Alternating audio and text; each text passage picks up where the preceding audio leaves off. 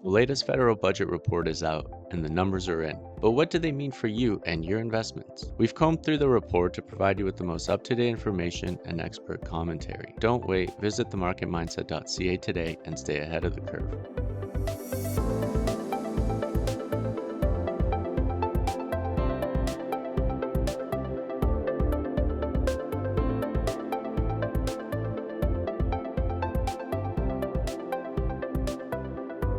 We often hear of people who made their fortune when times got tough. The strategy of buying undervalued and oversold equities is not new and skews far more favorably to the wealthy than the average retail investor. But that does not mean that you can't employ the same strategy or learn from the past. William Boeing and Walter Chrysler are great examples earning their fortunes during the Great Depression. During the early days of passenger air travel, Boeing built an empire that not only manufactured aircraft, but also operated airlines, until the federal government forced its breakup in 1934. Chrysler cut costs, improved efficiency, and passenger comfort in their cheaper Plymouth brand vehicles. While sales of expensive cars plunged, Chrysler's Plymouth brand soared. According to Automotive News, Chrysler's market share rose from 9% in 1929 to 24% in 1933, as it surpassed Ford as America's second largest car manufacturer. Are we seeing a similar shift in the electric vehicle space? Oil tycoon J. Paul Getty had a simple formula: buy when everyone else is selling and hold until everyone else is buying. Getty purchased Pacific Western Oil Company, a Tidewater-associated oil company, at the time the ninth largest oil company, and 5 years later, after purchasing the company for 20 cents a share, they were worth more than $20 a share. More recent names people may remember are Michael Burry and John Paulson, both hedge fund managers.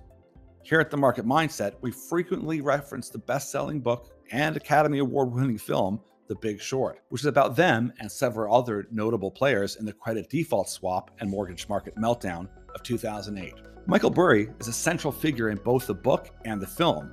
He is one of the first to notice that the subprime housing market was a house of cards. He did what any analyst should do: check the data instead of trusting the trusted sources like credit agencies. He went through every mortgage in the tranche or bundled mortgage product to verify rating and risk. He then talked investment firms into selling him credit default swaps against subprime deals.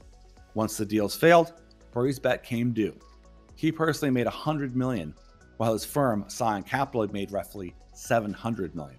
John Paulson, who had far much more capital at his disposal, about a year after Burry's trade, made nearly $5 billion on a similar strategy.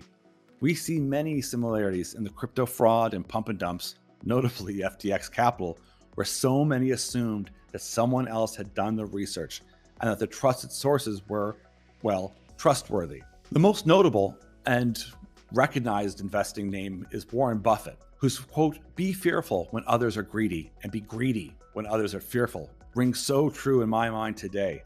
Warren Buffett is the classic value investor. One could argue that it would be nearly impossible to mimic the same strategy, but the lessons and perhaps application of new fundamental value investing could lead more people in the same momentum and direction for this fourth industrial revolution. Buffett did what you'd expect him to do during the Great Recession. He bought stocks when everyone else was dumping.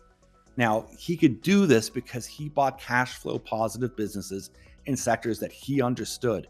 Having that steady stream of cash flow means he could buy more stock or shares as it went down, so long as nothing fundamentally changed in the business. By 2011, Buffett had made $10 million from 2008 financial crisis alone. So how does this impact you? Well, come and join us at The Market Mindset and learn about the sectors that are poised to lift us out of the current chaos and crisis. Become a member and share ideas of the companies, technologies, and the stories that are being ignored due to so much social, political, and ideological noise. Our mindset is focused so we can rocket into the fourth industrial revolution. Let's talk.